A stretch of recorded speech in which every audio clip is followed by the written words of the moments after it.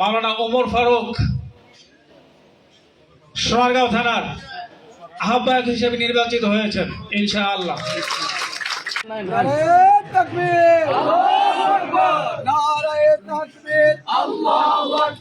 জাতীয়তাবাদী উলামা দল জিন্দাবাদ জিন্দাবাদ জিন্দাবাদ জিন্দাবাদ জাতীয়তাবাদী উলামা দল জিন্দাবাদ জিন্দাবাদ জিন্দাবাদ জিন্দাবাদ জাতীয়তাবাদী উলামা দল আজকের কর্মী সভা সফল হোক আজকের কর্মী সভা। আসসালামু আলাইকুম ওয়া রাহমাতুল্লাহি ওয়া বারাকাতুহু।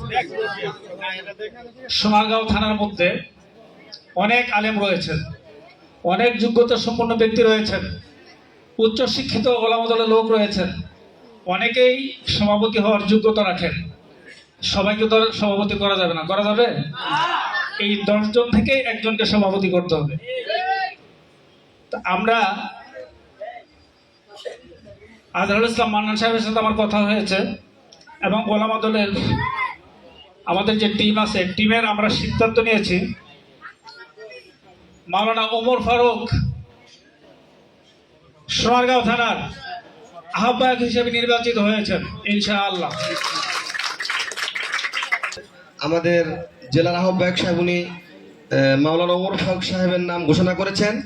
যেহেতু আমরা সদস্য সচিবের আপনার ক্যান্ডিডেট 3 জন, এই জন্য আমরা চাইতেছি যে যেহেতু কোনো বিশৃঙ্খলা না হয়, আগামী দিনে যাতে আমরা ভালোভাবে চলতে পারি, আমরা কাঁধে কাঁধ মিলিয়ে চলতে পারি, হাত মিলিয়ে চলতে পারি। এই জন্য আমি বলতে চাই মাওলানা মোজাম্মেল হককে সদস্য সচিব এবং সিনিয়র যুগ্ম আহ্বায়ক মাওলানা দেলোয়ার হোসেনকে আমরা দিয়ে 3 জনের সাইনিং পাওয়ার থাকবে। ইউনিয়ন কমিটি গেলে 3 জনের সাইনিং পাওয়ার থাকবে। সাইনিং পাওয়ার 3 জন ছাড়া 2 জনের যদি সাইন করে কোনো কমিটি হবে না। ইউনিয়ন কমিটি হওয়ার পরে এই সদস্য সচিবের বিষয় মানে তখন তো সাধারণ সম্পাদক, সভাপতি, সেক্রেটারি, তখন আমরা কাউন্সিলের মাধ্যমে যে কাজে আগাই নেবেন উনি আমাদের সেক্রেটারি হবেন।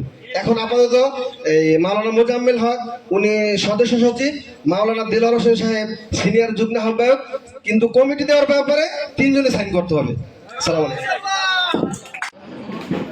প্রধান বক্তা হাফেজ মাওলানা মোহাম্মদ মামুন, সদস্য সচিব নারায়ণগঞ্জ জেলা ওলামা দল, এবং মঞ্চ উপবিষ্ট এবং জেল, জুলুম, নির্যাতন, এমনকি বাড়িঘর পর্যন্ত তাদের হুমকির মুখে পড়েছিল। সদস্য সচিব মামুন ভাইকে ক্রেস্ট দিয়ে সম্মাননা জানানো হচ্ছে।